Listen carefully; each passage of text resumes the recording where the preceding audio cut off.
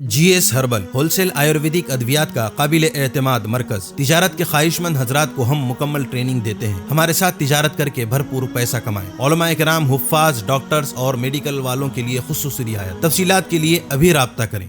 قاسمی حج عمرہ tours and travels حج عمرہ اور دیگر مقدس مقامات کی زیارت کا بھروسے مند مرکز۔ حج عمرہ جانے کے خواہش مند حضرات اسکرین پر دیے گئے نمبرات پر کال کریں۔ الحمد لأهله والصلاة على أهلها أما بعد فأعوذ بالله من الشيطان الرجيم بسم الله الرحمن الرحيم وإذ أخذ الله ميثاق النبيين لما آتيتكم من كتاب وحكمة ثم جاءكم رسول مصدق لما معكم لتؤمنن به ولتنصرنه قال أأقررتم وأخذتم على ذلكم إصري قالوا أقررنا قال فاشهدوا وأنا معكم من الشاهدين وقال النبي صلى الله عليه وسلم أنا خاتم النبيين لا نبي بعدي وقال الله تبارك وتعالى ما كان محمد أبا أحد من رجالكم ولكن رسول الله وخاتم النبيين صدق الله العظيم۔ اسٹیج پر تشریف فرما انتہائی عظمتوں، اہمیتوں، فضیلتوں اور برکتوں کے حامل علماء کرام، زعماء ملت اور سامنے بھی تمام اکابرین امت تشریف فرما ہیں، بحیثیت طالب علم اور خادم دین ان حضرات کی دعوت پر بلکہ حکم پر میں حاضر ہوں اور میں تشکر کا نذرانہ ان کے قدموں میں پیش کرتا ہوں کہ انہوں نے ختم نبوت کی اس مبارک سعی اور کوشش میں میرا بھی حصہ شامل فرما لیا۔ اللہ ان کو جزائے خیر نصیب فرمائے۔ چند منٹوں میں دو چار باتیں، تین چیزیں ہیں: حقیقت النبی، سیرت النبی، شریعت النبی۔ حقیقت النبی، سیرت النبی، شریعت النبی۔ اور حقیقت النبی کے بارے میں شیخ سعدی رحمۃ اللہ علیہ نے فرمایا: یا صاحب الجمال و یا سید البشر، یا سید البشر من وجهك المنير لقد نور القمر، یا سید البشر لا يمكن الثناء كما كان حقه كما كان حقه بعد از خدا بزرگ توئی قصہ مختصر، یا سید البشر۔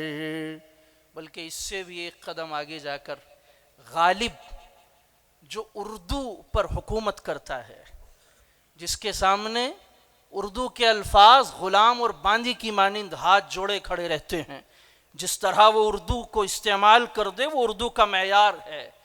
جو غالب کی زبان سے نکل جائے وہ اردو کا کلائمیکس ہے، وہ اردو کا عروج ہے، وہ اردو کی پہچان ہے، وہ اردو کی شناخت ہے، وہ اردو کی گرامر ہے، وہ اردو کا قانون ہے، وہ اردو کی ڈکشنری ہے۔ جو غالب بول دے اسے اردو کہتے ہیں۔ غالب کہتا ہے زبان پر حکومت کرنے والا، زبان سے کھیلنے والا اور فارسی کے اوپر بھی غضب کی دسترس رکھنے والا غالب کہتا ہے: غالب ثنائے خواجہ بیزداں گذاشتیم، کاں ذات پاک مرتبہ دان محمد است۔ ترجمے کی ضرورت نہیں ہے لیکن پھر بھی کرتا ہوں۔ غالب کیا کرنے چلے ہو؟ ثنائے خواجہ، نبی کی شانیں بیان کرو گے، نبی کی عظمتیں، نبی کا کردار، نبی کے محامد، نبی کے مکارم، نبی کی عالی شانیں بیان کرنے چلے ہو، یہ تمہارے بس کا کھیل نہیں ہے۔ ثنائے خواجہ بیزداں گذاشتے، یہ کام اللہ کے حوالے کر دو، کیونکہ وہی ہے جو اپنے محمد کی حقیقت کو پہچانتا ہے، اس کے سوا کوئی جانتا ہی نہیں تو بیان کیا کرے گا؟ ماں و شما کا تو کیا کہنا، کوئی عالم یا فقیہ یا محدث تو کیا کرے، کوئی نبی نہیں کر سکتا، کوئی رسول نہیں کر سکتا. یہ ہے حقیقت النبی. بالکل اللہ تعالیٰ نے اپنی نبی کو وہ عظمتیں، وہ شانیں، وہ کبریائی، وہ جاہ و جلال، وہ مناصب، وہ عالی کریمانہ شان عطا فرمائی ہیں کہ کوئی اس طرف سر اٹھا کر دیکھ نہیں سکتا. انہیں سمجھنے کی جسارت تو کوئی کیا کرے گا. ہاں چند چیزیں ہیں جن کو اللہ نے خود اجاگر کیا ہے، خود واضح کیا ہے، خود سمجھایا ہے اور ہمارے ایمان و اعتقاد کا حصہ بنا دیا ہے کہ خدا کی غیرت نے ڈال رکھے ہیں تجھ پہ 70,000 پردے. خدا کی غیرت نے ڈال رکھے ہیں تجھ پہ 70,000 پردے. جہاں میں لاکھوں ہی طور بنتے، جو ایک بھی اٹھتا حجاب تیرا.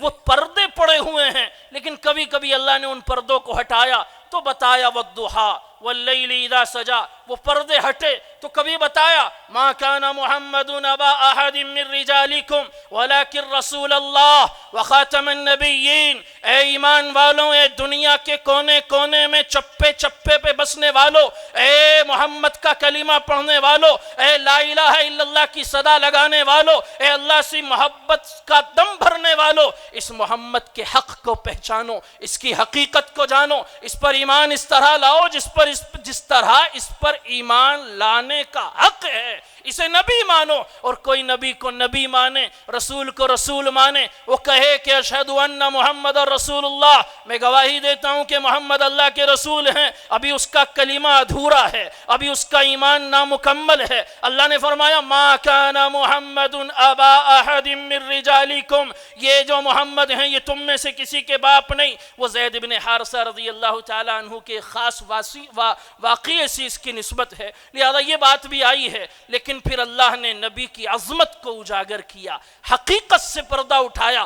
فرمایا وخاتم النبیین، یہ تمام نبیوں کے خاتم ہیں، تمام نبیوں کے سلسلے کو ختم کر دینے والے ہیں، نبوت کے مکمل ہیں، دین کے مکمل ہیں، یہ رحمت للعالمین ہیں، یہ تمام جہانوں کے نبی ہیں، تمام جہانوں کے لیے ہدایت ہے. قیامت تک اب کوئی نبی آنے والا نہیں ہے. لیکن اعتراض کرنے والا اعتراض کرتا ہے کہ کیوں اللہ کی رحمتوں میں تم کنجوسی کا عیب لگاتے ہو؟ کیا اللہ کی رحمتیں اب ختم ہو گئی؟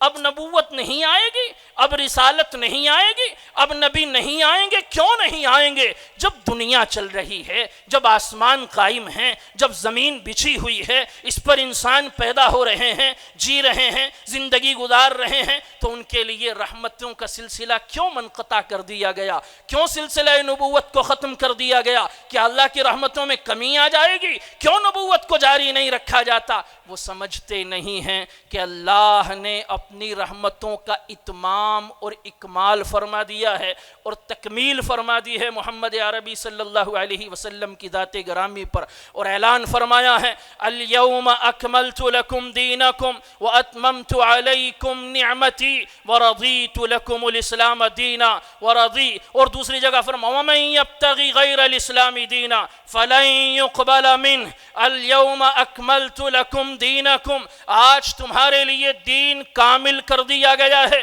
مکمل کر دیا گیا ہے. اب یہ رحمتوں کا سلسلہ اپنے منتہا کو پہنچ چکا ہے، اور جب کوئی شے اپنے منتہا کو پہنچ جاتی ہے، عروج کو پہنچ جاتی ہے، نقطہ کمال کو پہنچ جاتی ہے، تو اس کو مزید جاری رکھنے کی کوئی وجہ نہیں رہ جاتی، کوئی معقولیت نہیں رہ جاتی. اللہ نے نبوت کے سلسلے کو تام فرما دیا، رسالت کے سلسلے کو تام فرما دیا، دین و شریعت کے بھیجنے کے سلسلے کو مکمل فرما دیا. اب اس پر مہریں لگائی ہیں الیوم اکملت لکم دینکم، میں نے تمہارے لیے تمہارے دین کو مکمل کر دیا ہے. واتممت علیکم نعمتی، ایک مہر اور لگائی، میں نے اس کو تام کر دیا ہے اپنی نعمت کو. ورضیت لکم الاسلام دینا، اور تمہارے لیے اس دین کو جو محمد لے کے آئے ہیں پیغمبر عربی صلی اللہ علیہ وسلم نے تم تک پہنچایا ہے، اسے ہم نے بطور دین کے پسند کر لیا ہے. ومن یبتغی غیر الاسلام دینا، اگر کسی نے اس ڈگر کے علاوہ کوئی ڈگر اختیار اختیار کی، اس طریق کے علاوہ کوئی طریق اپنایا،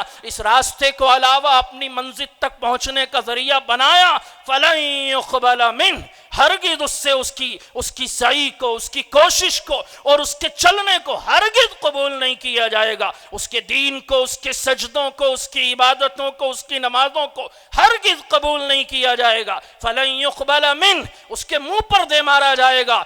وہ آئے میری بارگاہ میں اجر پانے کے لیے، جنت کا مالک بننے کے لیے اور میری محبتیں اور میری رحمتوں کا حقدار بننے کے لیے اگر آنا ہے تو آؤ، اس رنگ میں رنگ کے آؤ جو میں نے اپنے محمد کو دیا ہے۔ قُلْ إِن كُنتُمْ تُحِبُّونَ اللَّهَ فَاتَّبِعُونِي يُحْبِبْكُمُ اللَّهُ۔ خیر یہ تو خطیبانہ کچھ باتیں ہو گئی۔ ایک بات مجھے عرض کرنی تھی کہ ختمہ نبوت کے ذیل میں عام طور پر جو آیت پیش کی جاتی ہے ما کان محمد ابا احد من رجالکم ولکن رسول اللہ وخاتم النبیین، لیکن میں نے اس سے پہلے خطبے میں ایک دوسری آیت پڑھی وَإِذْ أَخَذَ اللَّهُ مِيثَاقَ النَّبِيِّينَ لَمَا آتَيْتُكُم مِّن كِتَابٍ وَحِكْمَةٍ ثُمَّ جَاءَكُمْ رَسُولٌ مُصَدِّقٌ لِّمَا مَعَكُمْ لَتُؤْمِنُنَّ بِهِ وَلَتَنصُرُنَّهُ۔